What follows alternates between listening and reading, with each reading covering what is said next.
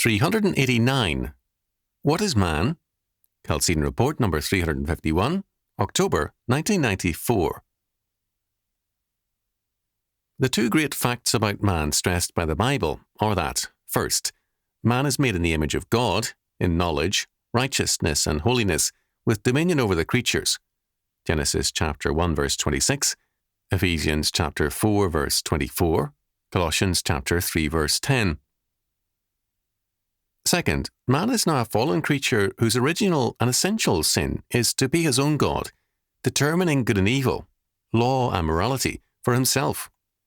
Genesis chapter 3 verse 5. Now, as never before, man is at war with these facts because he is at war with God.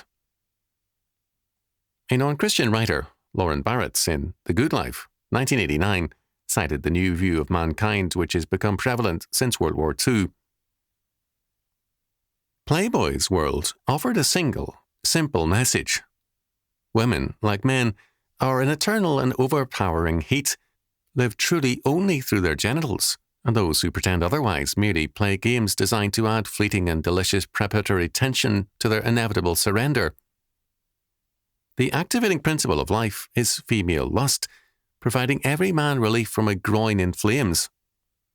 Page 190. I have heard even more graphic statements of human nature. Given the prevalence of Darwinism, this should not surprise us, although it does an injustice to the animals. Not only man, but all things else, must be redefined in terms of the triune God. Psalm 8 gives us a magnificent view of God's definition of man.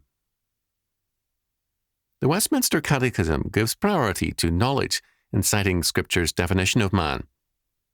The sad fact is that Christians have been very negligent in furthering knowledge, Christian scholarship.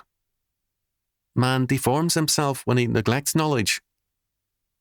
Over the centuries, the great champions of the faith have been men of knowledge, men dedicated to learning.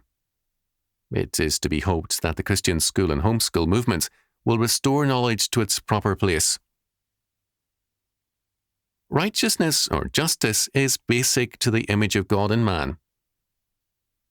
Men in Christ are those who hunger and thirst after righteousness or justice. Matthew chapter 5 verse 6. God's law is the law of justice, and the redeemed of God love his law.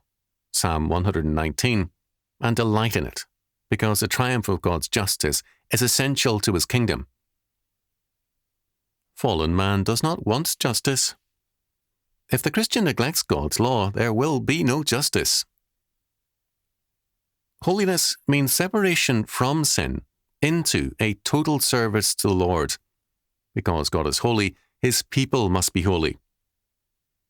The Playboy definition of man sees him as separated to sex and consumed by it. We can call this the Playboy doctrine of separation. Dominion is basic also to the image of God in man. We are called to exercise dominion and to subdue the earth, to make this world the kingdom of God. The Garden of Eden was a pilot project in dominion, and man failed the test. Now, the redeemed men in Christ have a calling to bring all the world under Christ's dominion and under his kingly rule. Our restored image in Christ gives us a new direction, life rather than death. Proverbs chapter 8, verses 34 to 36. Christ's people are the people of life because he is life. John chapter 14, verse 6. To be in Christ is to be in the restored image of God, the people of life and victory, not of death.